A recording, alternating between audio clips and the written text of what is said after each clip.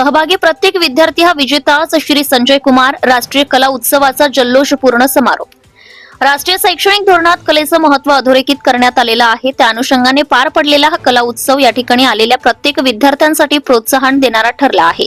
काहींना या ठिकाणी पुरस्कार मिळाले आहेत, परंतु यामध्ये सहभागी झालेला प्रत्येक विद्यार्थी आज जिंकलेला असून तो विजेताच आहे, अशा शब्दात भारत सरकारच्या शालेय शिक्षण व साक्षरता विभागाचे सचिव संजय कुमार यांनी विद्यार्थ्यांचं कौतुक केले.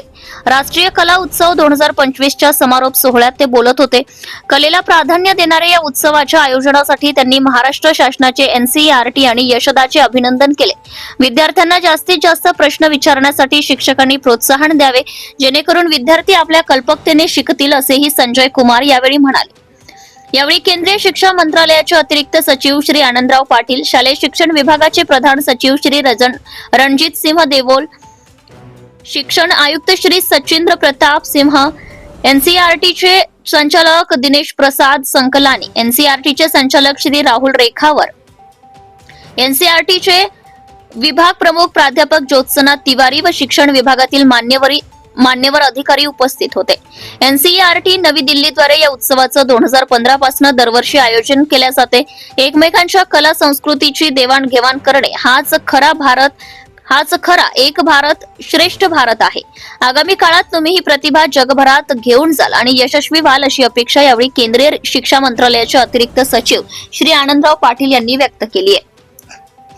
प्रत्येकासाठी हा एक वेगळा अनुभव होता. दिल्लीच्या बाहेर पहिल्यांदाच हा कला उत्सव इतक्या सुंदर प्रकारे साकार झाला. कला उत्सव हे तुमच्यासाठी एक व्यासपीठ होते. तुम्ही जगभरात तुमची कला पोहोचवाल याची मला खात्री आहे, असा विश्वास शालेय शिक्षण विभागाचे प्रधान सचिव श्री रणजित सिंग देवोल यांनी व्यक्त केलाय. कला आपल्या संस्कृतीचा प्राण आहे. अशा कार्यक्रमांना शासनाकडून देखील चांगले प्रोत्साहन मिळत आहे. ही आनंदाची बाब आहे, परंतु येथे आलेला विद्यार्थी कलाकार NCERT सोबत आयुष्यभर जोडला गेला पाहिजे, अशी इच्छा NCERTचे संचालक दिनेश प्रसाद संकलानी यांनी व्यक्त केला आहे.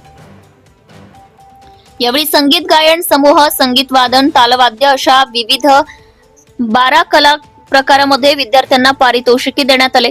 कलेच्या माध्यमातून सर्व शैक्षणिक संस्था एकमेकांशी जोडल्या जाऊ शकतात, हे या उत्सवाने दाखवून दिले आहे, असं म्हणत शर्वरी बॅनर्जी यांनी कला उत्सव 2025 मध्ये पार पडलेल्या सादरीकरणाबाबतची माहिती दिली. संजय कुमार यांनी पुण्यनगरीचे महात्म्य इतर राज्यातील विद्यार्थ्यांना सांगताना क्रांतीज्योती सावित्रीबाई फुले आणि महात्मा फुले यांच्या शिक्षण कार्याचा उल्लेख केला आहे. यावेळी त्यांनी इतर राज्यातील विद्यार्थ्यांनी फुले दाम्पत्यांनी सुरू केलेली भिडेवाड्यातील पहिली प्रेरणादायी शाळा पाहण्याचं आवाहन केलंय. Subscribe now and press the bell icon. Never miss an update.